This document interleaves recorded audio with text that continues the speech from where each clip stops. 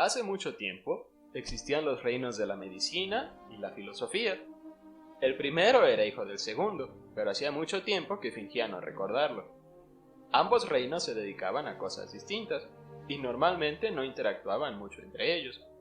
Pero había una frontera que causaba conflictos. Era la costa de la mente. La medicina normalmente no se interesaba en ella, ya que no la podía ver. Por otro lado, la filosofía escribía poesía de ella, pero nunca la tomó con seriedad. Un día, la medicina envió un explorador llamado Wilhelm Wundt, que se acercó a la costa tratando de explicar y medir la percepción y los sentidos. Ese explorador creó un pequeño puesto de avanzada al que llamó psicología. Por otro lado, hubo un médico llamado Sigmund Freud que encontró fenómenos en la costa de la mente que no podía explicar dentro de las fronteras de su propio reino. Frustrado por esto, se exilió al reino de la filosofía buscando respuestas. Estaba convencido que las encontraría estudiando los sagrados antiguos textos.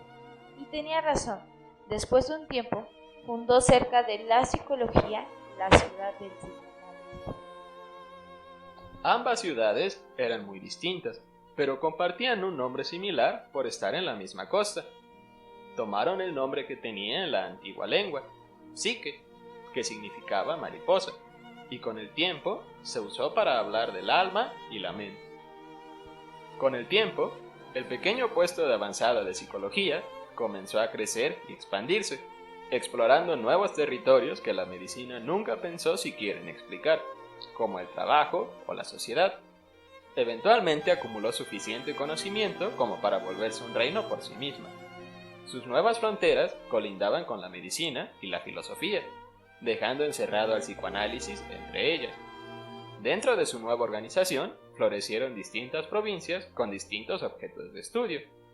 La más cercana a psicoanálisis fue psicología clínica, que fundó su propia ciudad llamada psicoterapia, cuyo objeto de estudio era la conciencia y los procesos psicológicos.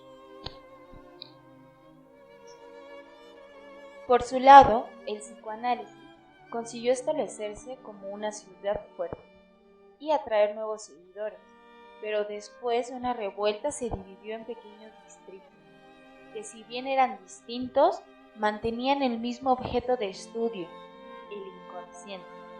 Y aunque pronto se vio rodeada por la psicología y la filosofía, consiguió mantener su estatus como una ciudad independiente. Bien, hoy en día se tiende a pensar en el psicoanálisis como una subcategoría de la psicología, como si este fuese una de las especialidades al término de nuestra carrera, como si la psicología nos proporcionara un conocimiento de tipo general que va a ir hacia lo particular. Obviamente esta idea fue tomada del modelo médico. Esta es una problemática de tipo académico, pues la existencia de categorías y subcategorías son definidas por un modelo histórico y cultural. Pero tienes que admitir que tenemos algunas similitudes técnicas. Así es, a partir de los postulados teóricos que tenemos, los cuales son muy distintos, hay una relación muy estrecha en la práctica. Y podría ser que pues ambos tenemos consultorios, o que ambos usamos palabras, o que hay una relación dialéctica, o que se trabaja con padecimientos o con personas que sufren. A pesar de nuestras similitudes técnicas, la psicoterapia se define como el arte de utilizar técnicas y estrategias psicológicas para ayudar a las personas a encontrar soluciones eficaces a sus problemas, desde la conversación y la colaboración entre cliente y terapeuta, en una relación marcada por el encuentro y el descubrimiento personal de nuevas maneras de percibir y reaccionar ante la realidad. Nuestra propuesta se centra al objeto de estudio como centro explicativo del padecimiento.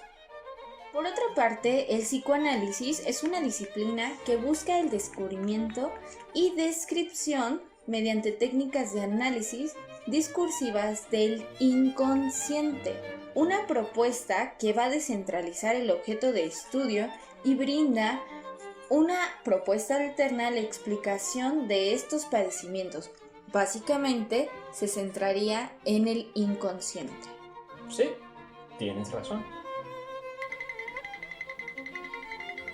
Pese a que nuestros amigos hablaron de forma general de los objetos de estudio dentro de estas grandes ramas, tenemos que decir que tienen marcos teóricos distintos dentro de sí mismas, con postulados ocasionalmente contradictorios entre sí. Siempre hay que saber que la teoría determina la práctica, ya que el fenómeno clínico que se estudia está siempre dependiente del marco teórico con el que se procede. El conductismo estudia la conducta y el aprendizaje y crea modelos de condicionamiento. Por otra parte, el cognitivo conductual se encarga del estudio de la conciencia, pero a partir de un estado mental. Hay una percepción del ambiente y básicamente responde a la pregunta de ¿cómo interpreto lo que me sucede? El enfoque humanista se apoya del contexto sociocultural y ve al individuo como la suma de sus partes, consciente en todo momento.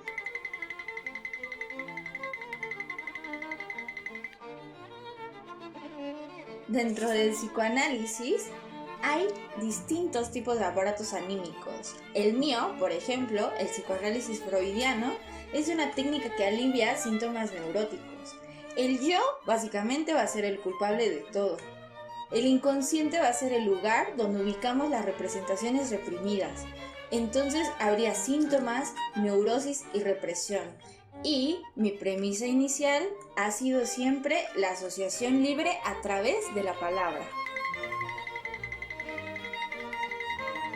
Yo, como discípula de Freud, en el psicoanálisis kleiniano también estudio el inconsciente a través de la represión, pero me apoyo de las relaciones objetales para explicar la reparación y la culpa. Mi mayor aporte fue la libre asociación a través del juego. Bien, en otro sentido, muchos años después, yo reinventé el psicoanálisis. El psicoanálisis lacaniano, tomado de la base del modelo de Freud, estudia el inconsciente, pero el inconsciente centrado en el discurso del otro. Se puede padecer sin saber que se padece, un saber que básicamente nadie sabe, pero que aún así opera. Y mi mayor aporte fueron los estudios acerca del lenguaje y la lingüística. Además, yo hice estudios para poder tratar a pacientes psicóticos, no solo neuróticos. Psicología clínica había desarrollado muchas teorías y mantuvo una fuerte relación con medicina. Eso condicionó algunos de sus desarrollos que tenían una orientación fuertemente biológica, pero aún había cosas que no podía explicar, mientras que su vecino psicoanálisis era muy bueno describiendo fenómenos intangibles, y aunque al principio miraba sus teorías con recelo, un día decidió unir fuerzas con ellas, y aunque al psicoanálisis no le gustaba el positivismo de psicología, no le molestaba que acampara en sus tierras.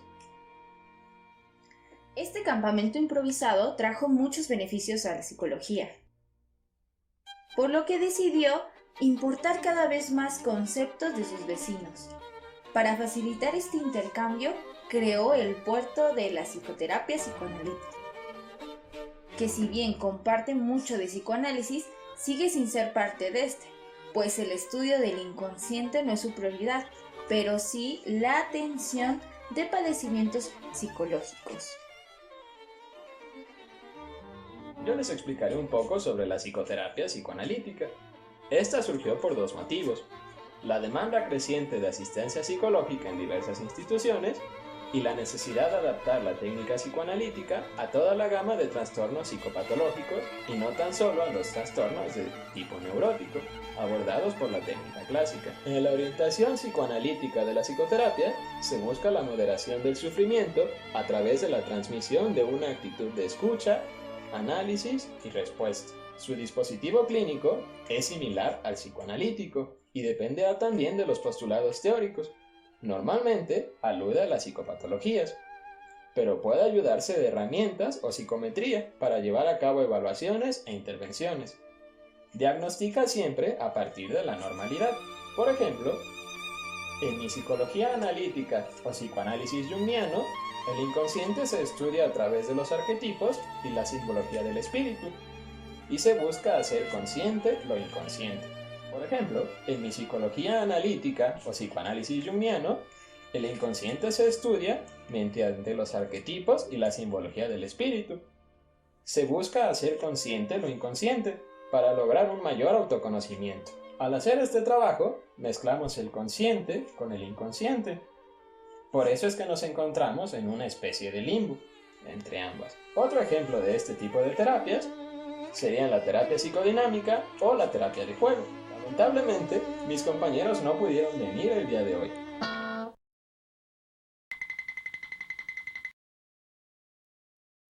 Eso ha sido todo por nuestra parte el día de hoy. Les agradecemos mucho por su atención. A continuación, les presentaremos alguna de la bibliografía que utilizamos. Introducción al psicoanálisis de Freud, capítulo 1. Los anormales de Michel Foucault, en la clase del 12 de diciembre del 75. Los escritos completos de Lacan, tomo 1, capítulo número 2. Nuestros antecedentes. El preámbulo de Simbología del Espíritu, de Carl Jung. Y agradecemos al psicoanalista argentino Manuel Martínez, quien con 2 de sus videos nos explica una nueva propuesta de el psicoanálisis. Yo soy Nelsicho Ramírez. Yo soy Nicole Arce.